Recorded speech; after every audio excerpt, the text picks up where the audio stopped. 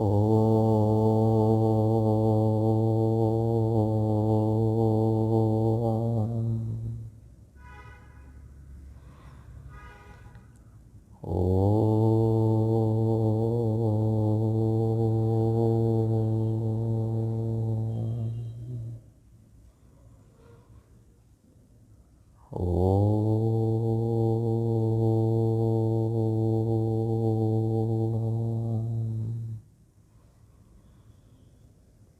ॐ सहनाववतु सहनौ भुनक्तु सह वीर्यं करवावहै तेजस्विनावधीतमस्तु मा विद्विषावहै।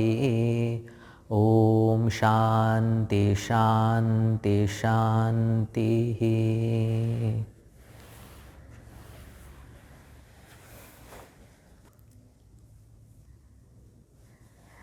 आज चर्चा करेंगे समदर्शी इस सद्गुण पर। दो तीन जगह पे भगवान कहते हैं। एक अध्याय पे कहते हैं विद्या विनय संपन्ने ब्राह्मणे गविहस्तिनि शुनि चैव श्वपाके च ब्राह्मणा समदर्शिनः। एक जगह पे कहते हैं सुहृत मित्र उदासीन द्वेष्य मध्यस्थ बंधुषु साधुषु पापेषु समबुद्धि ही समदर्शी विशिष्यते। 14वें अध्याय में कहते हैं समलोष्टाश्म कांचन। तो क्या है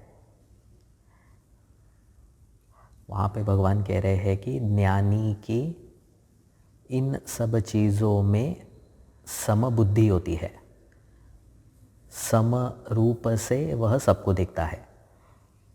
सबको पहले इसमें कहा विद्या विनय संपन्ने ब्राह्मणे गविहस्तिनि, मतलब कोई एक बड़ा पंडित हो, हाथी हो या गाय हो, गवि गाय हो, प्राणियों में समबुद्धि रहती है। सम से देखता है इन सबको। दूसरे इस पे सुहृत हो, मित्र हो, बंधु हो, जितने भी संबंध बताए हैं उन सारे संबंधों में ज्ञानी की समदृष्टि रहती है। और आगे के अध्याय में कहते हैं कि समलोष्टाश्म कांचन, मिट्टी का ढेला हो या पत्थर हो या सोना हो, सब में समबुद्धि है, सबको समरूप से देखता है। तो ज्ञानी के ये लक्षण बताए। तो जहाँ जहाँ भगवद गीता में श्री कृष्ण ज्ञानी के लक्षण बताते हैं वह साधक के लिए साधन है। साधक को चित्त शुद्धि में सहायता करते हैं। तो साधक की दृष्टि से अभी समदर्शी या समबुद्धि का क्या अभिप्राय है? ज्ञानी के लिए प्राणी हो, कोई भी जीव हो, प्राणी हो, मनुष्य हो या जड़ वस्तु हो, सब में समबुद्धि है, समदर्शी है। अभी साधक में समदर्शी का अर्थ क्या है? तो पहला वो समझेंगे। साधारण व्यक्ति जब किसी मनुष्य को देखता है तो उसकी क्या बुद्धि बनती है? उसकी बाहरी पहचान पहले वह व्यक्ति जानता है कि ये मनुष्य है, ये काला है, ये गोरा है। फिर बाद में थोड़ा सा बातचीत करने के बाद इस देश से आया है, इसकी ये भाषा है, ये महाराष्ट्रियन है, ये तमिलियन है, ये इस जगह पे रहता है, ये भारतीय है, इस जाति का है। और थोड़ा समय उसके साथ ज़्यादा बिताए तो उसका मन भी पता चलता है। हाँ, ये बहुत नम्र है, विनयी है, इसमें करुणा है, इसमें राग की कमी है, अच्छा व्यक्ति है, ये लोगों की मदद करता है। तो ये व्यक्ति की पहचान है। तो ऐसे बहुत सारे व्यक्ति हैं, तो उसमें प्रत्येक व्यक्ति की अपनी अपनी भिन्न पहचान होती है। तो अभी इसमें सम का मतलब क्या है, साधक सम कैसे देखता है इन सब में। तो एक जगह पे भगवान कहते हैं कि साधक की दृष्टि भेदक होती है, मतलब वह केवल बाहरी पहचान तक ही सीमित नहीं रहती। तो वह केवल मनुष्य है या उसकी जाति कुल गोत्र क्या है,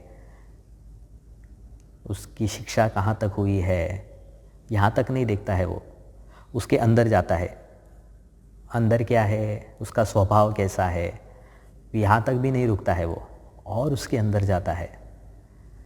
इस अंदर जाता है मतलब उस केवल स्वभाव तक ही उसकी दृष्टि नहीं रुकती। वो ये देखता है कि इस अंतःकरण के पीछे जो प्रेरक तत्व बैठा है, इस अंतःकरण में जो परमात्मा अंतर्यामी के रूप में बैठा है, वहाँ तक साधक की दृष्टि जाती है। तो उसको प्राणियों में, जीवों में, उनके बाहरी अस्तित्व, बाहरी पहचान को वह दुय्यम समझता है। उसके लिए वह गौण है। प्राणी हो या मनुष्य हो, दोनों में अंतर्यामी प्रभु विराजमान है। तो ये सम है। क्या देख रहा है वो? सम परमात्मा को देख रहा है। सम को देख रहा है मतलब क्या है, साधारण शब्दों में कहेंगे तो जो सब में सामान्य चीज़ है उसको देखता है। तो मतलब मनुष्यों में सब भारतीय है तो ये सामान्य चीज़ है। फिर अगर सारे जगत के मनुष्य आ गए तो एवरीबडी इज़ ह्यूमन बीइंग। अगर प्राणी भी आ गए, सब सजीवों को देखा तो सब में जीवन है। तो ये इसकी दृष्टि कहाँ तक जाती है? तो सामान्य को देखता है ना व्यक्ति। सामान्य को व्यक्ति देखता है तो जो यूनिक चीज़ें हैं, जो विशिष्ट चीज़ें हैं, उसमें राग द्वेष कम होते हैं। तो ये साधक केवल मनुष्य तक, केवल जीवन तक नहीं देखता है। वो देखता है कि इस जीवन का दाता जो अंतर्यामी प्रभु है, वहाँ पे इसकी दृष्टि जाती है। बहुत एक उदाहरण है ना, जहाँ महाभारत में जब द्रौपदी कहती है कि द्रौपदी के हाथ में कोई पुष्प लगता है, दिखता है, तो वो कहती है कि ऐसा पुष्प मुझे चाहिए। तो वो भीम को कहती है कि आप लेकर के आइए। तो जब भीम जाते हैं तो बीच में बंदर, उनका एक बंदर रास्ता रोक के सोया रहता है। तो वो कहते हैं कि वो हनुमान जी होते हैं वो, तो वो कहते हैं कि ये मनुष्यों के जाने का रास्ता नहीं है, ये देवताओं के लिए ही रिजर्व है, रोकते हैं। तो फिर भीम कहते हैं कि मैं भी देवता पुत्र हूँ, तो मुझे मेरी पत्नी के लिए, भारिया के लिए वह वस्तु लानी है। तो फिर हनुमान जी कहते हैं ठीक है, अगर जाना है तो मुझे लांग करके चले जाओ। तब भीम कहते हैं कि मैं ऐसा नहीं कर सकता, क्योंकि सारे प्राणियों में, मनुष्य हो या प्राणी हो, सब में अंतर्यामी प्रभु बैठे हैं, और उनको लांघना मतलब प्रभु को लांघने के जैसा है। तो इसीलिए आपके ऊपर से नहीं जा सकता, आपको मुझे मार्ग देना पड़ेगा। तो ऐसी कथा चलती है। मतलब क्या है, this is there in our culture. तो एक समबुद्धि साधक रखता है, उसका मतलब क्या है, सामान्य में दृष्टि है। और यहाँ पे सामान्य क्या है, जीवन सामान्य नहीं है, प्राण, सब में प्राण है, ये सामान्य नहीं है। साधक क्या देखता है कि सब जीवों में अंतर्यामी प्रभु बैठे हैं, तो ये समदर्शी है। तो उसको पहले प्रभु दिखते हैं, फिर बाद में दूसरी चीज़ें दिखती है कि वह मनुष्य है या वह स्त्री है, वह पुरुष है। एक गुरुजी एक कहानी बताते हैं ना, ऐसे महात्मा जा रहे थे तो कोई ऐसे ही दुष्प्रवृत्ति के लोग आए और उस महात्मा को उन्होंने मारा, डंडे से मारा, तो वो घायल हो गए वो। फिर बाद में उसी गांव के कुछ अच्छे लोगों को वो महात्मा दिखे तो फिर उनको उठाया उन्होंने, उनकी मलहम पट्टी की। तो उन्होंने पूछा कि महाराज जी आपको किसने मारा? तो वो कहते हैं कि आपने मारा। तो फिर कहते हैं हमने कहाँ मारा, हम तो आपको बचा रहे हैं। बोले आप ही ने मारा और आप ही बचा रहे हो। तो साधारण स्टोरी है, पर कहने का अभिप्राय क्या है कि मारने वाला भी अंतर्यामी प्रभु ही था, जो मार रहे थे उसमें भी प्रभु ही थे, और जो बचा रहे हैं उसमें भी ईश्वर ही है। ये पहली समदृष्टि। इसका व्यावहारिक धरातल पे अभिव्यक्ति किस प्रकार से दिखती है, जो समदर्शी है। तो शंकराचार्य जी एक जगह पे कहते हैं कि ऐसे साधक में अव्यापृत बुद्धि होती है। क्या होती है अव्यापृत बुद्धि? किसमें अव्यापृत बुद्धि? कर्म में। क्या मतलब है? शंकराचार्य जी कहते हैं कि ऐसा साधक के मन में, ऐसा साधक का व्यवहार कैसा होता है? कह किम कर्मा इति अव्यापृत बुद्धि। इसका मतलब क्या है? जो समदर्शी है, जिसमें समबुद्धि है, उसका ऐसा स्वभाव बन जाता है कि वह फिर लोगों के जीवन में, दूसरों के जीवन में ज़्यादा दिलचस्पी नहीं दिखाता। मतलब क्या है? कैसे दिखते शंकराचार्य? कह कि कर्मा, कौन क्या कर रहा है, इसमें अव्यापृत बुद्धि है। इसमें अव्यापृत बुद्धि है मतलब इसमें उस साधक की बुद्धि जाती नहीं है। वह साधक इंटरेस्टेड नहीं है कि अच्छा बेटी की शादी हुई क्या, घर में कितनी बेटियां हैं, घर में कितने लड़के हैं, तो कौन कहाँ पे सीखता है, उसका अमेरिका में क्या करता है वो, फिर बेटी की शादी कब कर रहे हो। ये जितनी भी चीज़ें हैं ऐसा उसके व्यवहार में नहीं दिखता है। अननेसेसरी, अगर उस व्यक्ति का स्वधर्म नहीं है तो वह दूसरों के जीवन में हस्तक्षेप नहीं करता।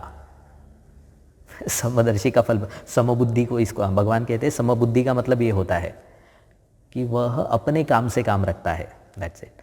अपने काम से काम रखता है मतलब स्वधर्म करना है, इतनी ही उसकी बुद्धि बनती है। कर्तव्य करना है, इतनी ही उसके लिए प्रेरणा है।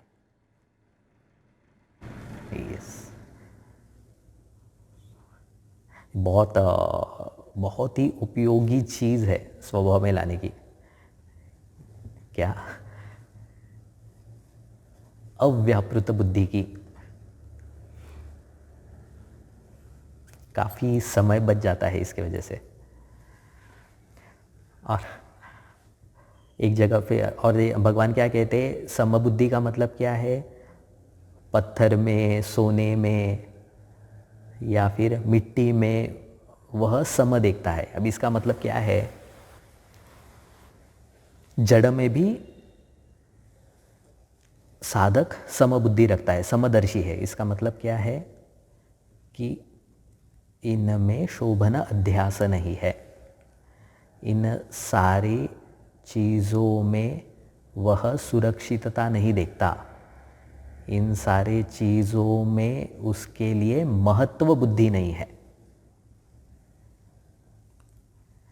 मतलब अगर उसका प्रयोजन, साधक का प्रयोजन में अगर सब उसको सोना दिया है और घट दिया है, सोने का घट और मिट्टी का घट, ऐसे दो वस्तुएं दिए हैं, तो उसका प्रयोजन जो भी उसका प्रयोजन होगा, उसके प्रयोजन के लिए जो चीज़ उसको चाहिए उसको ही वो स्वीकार करेगा।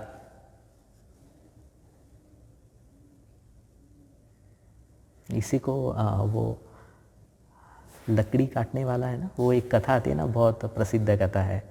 वो नदी किनारे लकड़ी काटते रहता है और फिर उसकी लोहे की लकड़ी लोहे की कुल्हाड़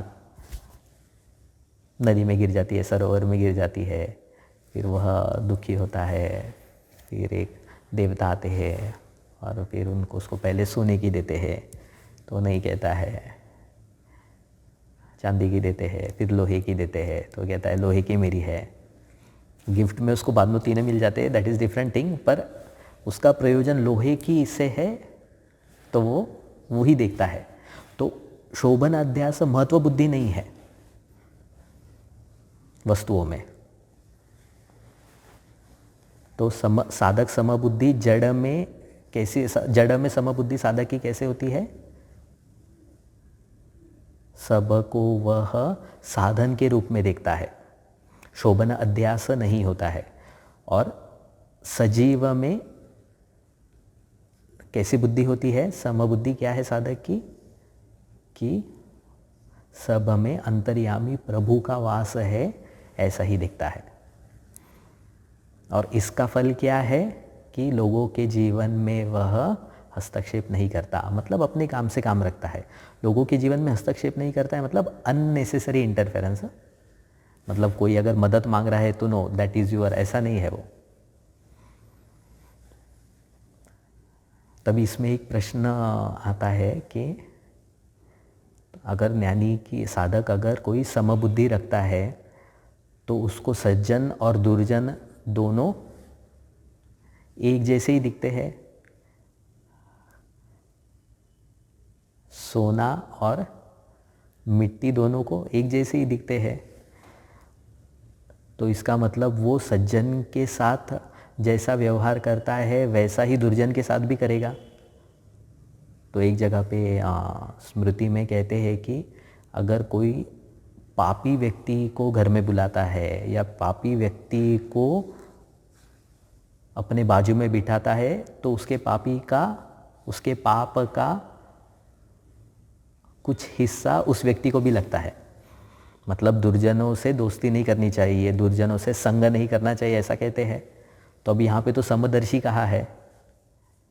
हाँ, तो वहाँ पे शंकराचार्य जी क्या कहते हैं कि वो समदर्शी है, समवर्ती नहीं है। समवर्ती का मतलब होता है कि बुद्धि में सब में भगवान है, ऐसी बुद्धि है, पर ऐसी बुद्धि होते हुए ही व्यवहार सबके साथ समान होगा ऐसा नहीं है।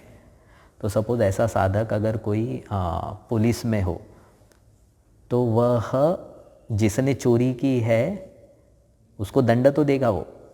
अगर उसके साथ वो समवर्ती हो गया हो, ये भी तो भगवान है, चलो इसको भी छोड़ देते हैं, तो फिर कैसा चलेगा? तो सम व्यवहार नहीं कर रहा है वो,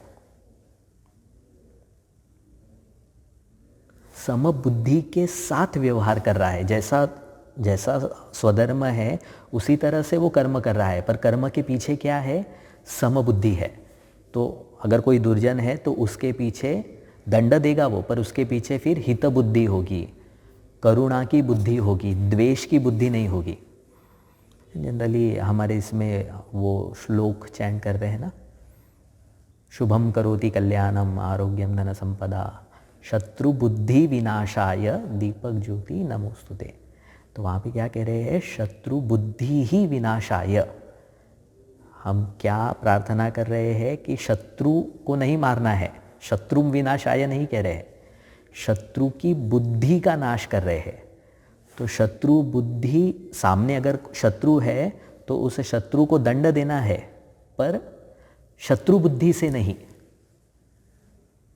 उसके पीछे हित बुद्धि होनी चाहिए, उसके पीछे करुणा की बुद्धि होनी चाहिए। ये समबुद्धि है। तो समबुद्धि का मतलब समवर्ती होता है ऐसा अर्थ नहीं होता है। तो अगर ज्ञानी को कहा कि आपको 1 किलो सोना चाहिए या 1 किलो पत्थर चाहिए, तो ज्ञानी को या साधक को उसको समझ में आएगा कि 1 किलो सोना ज़्यादा वैल्यू रखता है और 1 किलो, वो दोनों को समान देखता है। इसका मतलब ये नहीं है कि दोनों के साथ समान व्यवहार करेगा वो।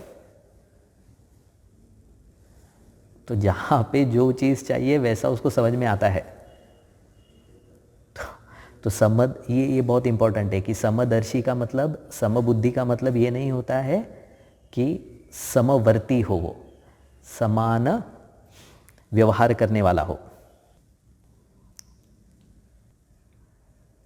तो अर्जुन, भगवान श्री कृष्ण यही कह रहे हैं कि सामने अधर्मी है, ये फैक्ट है, पर अधर्मियों को द्वेष से मत मारो, द्वेष से युद्ध मत करो। अधर्मियों को युद्ध करो, पर कैसे बुद्धि से युद्ध करो? कर्तव्य बुद्धि से युद्ध करो, शत्रु बुद्धि से मत युद्ध करो। This is one of the beauty of our culture.